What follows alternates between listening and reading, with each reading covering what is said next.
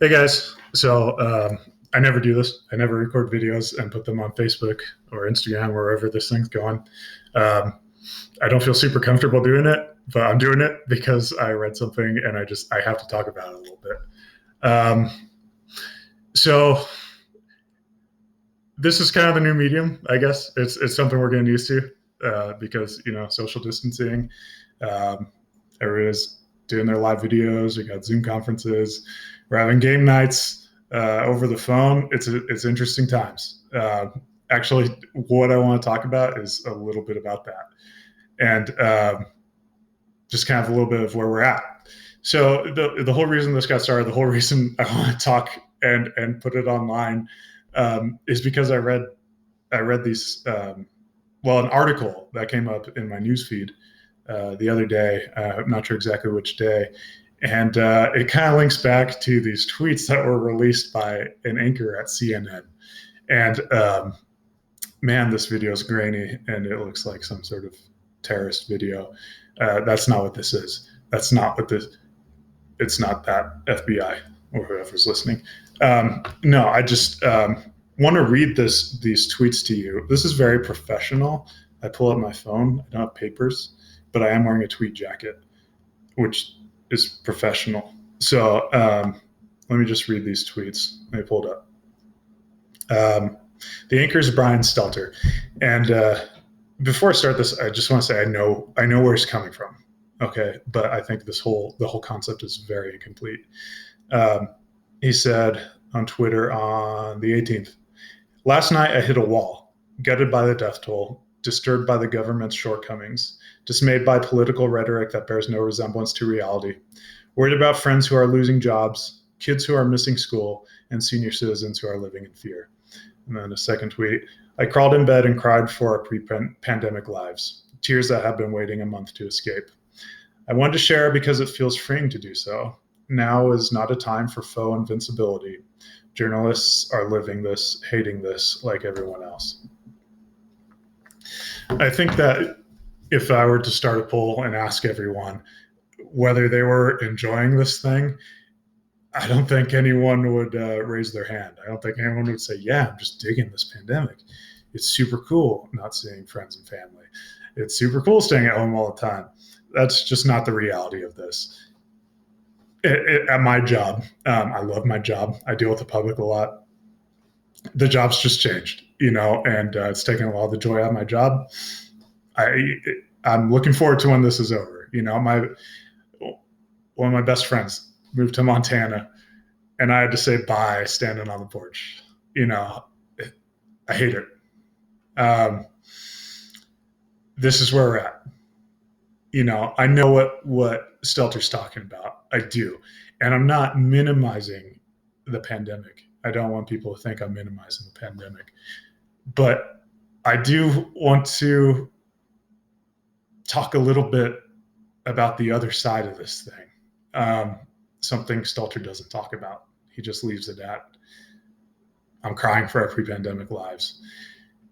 It sounds harsh. I don't mean for it to sound harsh, but my mom always used to say this when I was a kid: "Don't think about it, just do it." When I didn't want to do something, that's what she said. Don't think about it, just do it. Why? Because your circumstances don't change. This is where we're at. We're in a global pandemic. Holy smokes, we're in a global pandemic. Who would have thought that there would be at a point in history? That's where we're at, a point in history, and it's a global pandemic. I've noticed that this trend of being of kind of capitulating to this stuff. That's not cool. We can't do that. This right now is a time for personal action and to decide how we're going to do this thing. Are we going to do this well because we can do this well?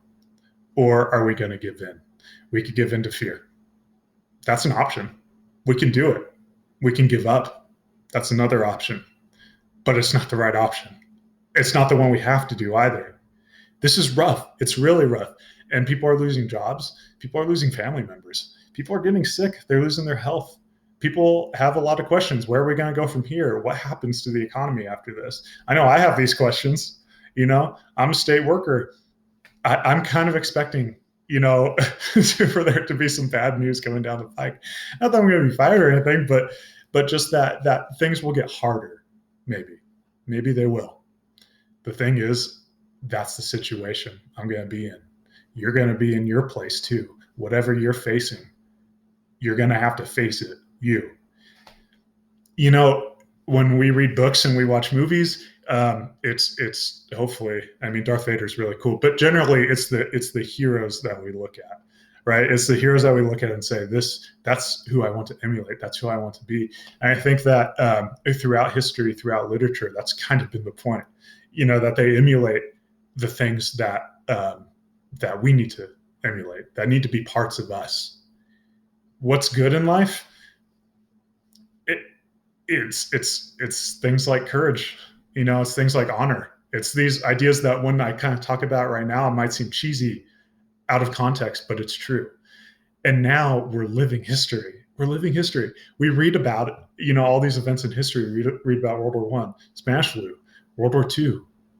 You know, a lot of us were there. September 11th, the wars in the Middle East. Most of my friends went to fight in the Middle East. Living in history. And living in history, we make decisions. And on the other side of this thing, because there's another side, there's an end to this. There's an other side.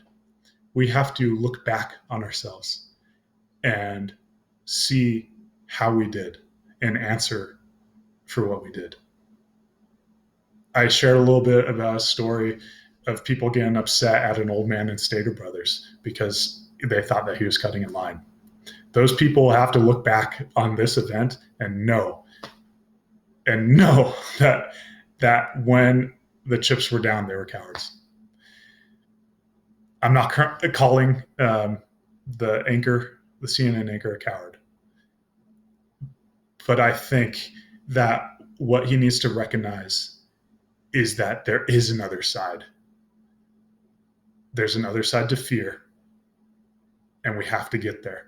We have to push through. I know I said giving up's an option. It is technically, but let's just consider it not an option.